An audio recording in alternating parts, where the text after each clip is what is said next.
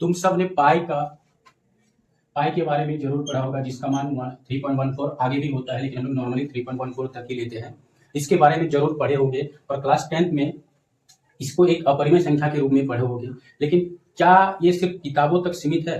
नहीं, बिल्कुल नहीं। आज हम लोग जानेंगे कि पाई का इस्तेमाल किताबों से लेकर दैनिक जीवन में भी होता है। वैज्ञानिक पाई का इस्तेमाल करके ही ग्रहों और एस्ट्रॉइड्स के बारे में बहुत महत्वपूर्ण जानकारी पता करते हैं। क्लास 10th में हम लोग अपरिमेय संख्या के बारे में पढ़ते हैं और उन्हीं अपरिमेय संख्याओं में से एक प्रसिद्ध अपरिमेय संख्या है पाई, ठीक है, जिसका वैल्यू हम लोग 3.14 लेते हैं। लेकिन अगर देखा जाए तो पाई का इस्तेमाल सिर्फ सर्कल का क्षेत्रफल या फिर किसी भी ठोस का क्षेत्रफल आयतन निकालने के लिए ही सीमित नहीं है। इसका इस्तेमाल अंतरिक्ष विज्ञान, ग्रहों के अध्ययन और स्पेस रिसर्च तक पहुंच चुका है। जरा सोचो कि बिना किसी ग्रह पर जाए, बिना किसी एस्ट्रॉइड को छुए वैज्ञानिक कैसे पता लगा लेते हैं कि वह किस चीज से बना है? बहुत आसान है। वैज्ञानिक करते क्या है कि पाई का इस्तेमाल करके जो भी ग्रह होता है या एस्ट्रॉइड होता है उसका आयतन निकाल लिया जाता है। पाई का इस्तेमाल करके क्या करते हैं वैज्ञानिक? एस्ट्रॉइड या ग्रह का वॉल्यूम निकाल लेते हैं और एक शानदार फॉर्मूला यूज करके,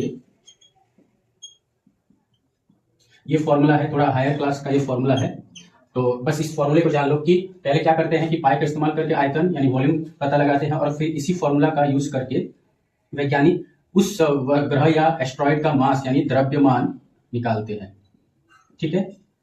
और ये फॉर्मूला मैं फिर से बताऊं, ये थोड़ा हायर क्लासेस के है तो इसको अभी डेप्थ में इसके बारे में नहीं जानना है, बस समझ लो कि मास निकालने के लिए इस फॉर्मूले का यूज किया जाता है। अब एक फॉर्मूला यूज करते हैं, घनत्व इज इक्वल टू द्रव्यमान बटा आयतन, यानी डेंसिटी इज इक्वल टू क्या होता है? मास बटा वॉल्यूम, ठीक है। इस फॉर्मूला का पता करके यूज करके क्या करते हैं वैज्ञानिक उस ग्रह या एस्ट्रॉइड का घनत्व निकालते हैं, डेंसिटी निकालते हैं। और जब घनत्व निकल जाता है तो वैज्ञानिक पहले से ज्ञात कुछ चीजें जैसे पत्थर, बर्फ या किसी तरीके का धातु, ठीक है, इस पहले से ज्ञात इनके घनत्व से मैच करते हैं और इस तरीके से बहुत ही आसान तरीके से पता लगा लेते हैं कि वो ग्रह या एस्ट्रॉइड किसी मेटलिक या फिर रॉकी या फिर आइस से बना है। इसको अच्छे से फिर समझ लो कि क्या करते हैं, पहले आयतन निकालते हैं पाई का यूज करके, फिर ये फॉर्मूला यूज करके मास निकालते हैं और फिर डेंसिटी निकाल लेते हैं। और साइंटिस्ट कुछ वस्तुओं का ऑलरेडी डेंसिटी निकाल के रखे हैं, चाहे पत्थर, बर्फ या धातु, इस तरीके से बहुत सारी चीजों का ऑलरेडी डेंसिटी निकाल के रखते हैं और उससे मैच करते हैं और इस तरीके से डेंसिटी का कंपेयर करके साइंटिस्ट पता लगा लेते हैं कि क्या वो ग्रह या फिर एस्ट्रॉइड मेटलिक है, रॉकी या फिर बर्फ से बनी है। और इस तरीके से पाई का यूज करके वैज्ञानिक किसी ग्रह पर जाए बिना, किसी एस्ट्रॉइड को छुए बिना ही उसके घनत्व के बारे में पता लगा लेते हैं और वो किस चीज से बना है इसके बारे में भी पता लगा लेते हैं।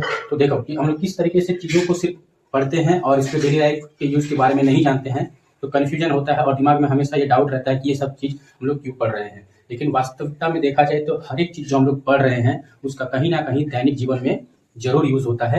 हाँ, बशर्ते ये होता है कि हम लोग को पता नहीं होता है तो हम लोग बोल देते हैं कि इन लोग का ये सब का यूज होता नहीं है।